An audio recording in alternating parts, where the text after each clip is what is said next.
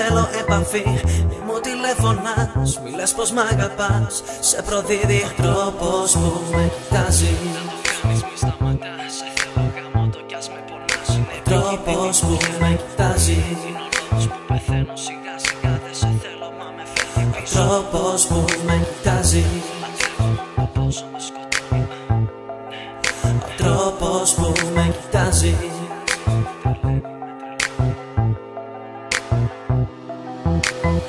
Από όλα τα ψέματα που μου είπες, το αγαπημένο μου ήταν το σ' αγαπώ. Κι αφού δεν σκέφτηκες τι είχες και δεν είχες, είναι καιρός νομίζω φεύγοντας σε μένα να σκεφτώ.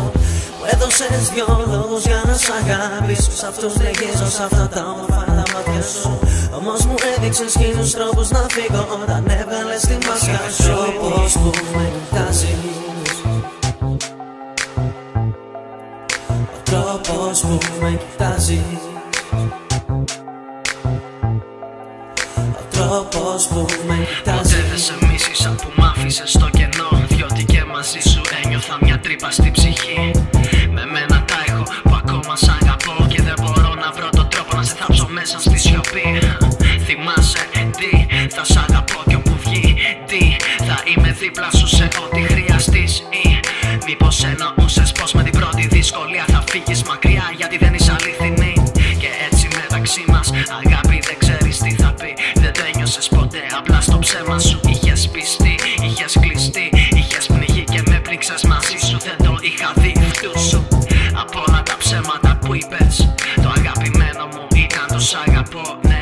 Κι αφού δεν σκέφτηκες τι είχες και δεν είχες, είναι καιρός νομίζω φεύγοντας σε μένα να σκεφτώ. Μου έδωσες δυο λόγους για να σε αγαπήσω. Σ' αυτούς λυγίζω, σ' αυτά τα όμορφα τα μάτια σου. Όμως μου έδειξες χίλιους τρόπους να φύγω όταν έβγαλες τη μάσκα σου. Ο τρόπος που με κοιτάζεις. Ο τρόπος που με κοιτάζεις.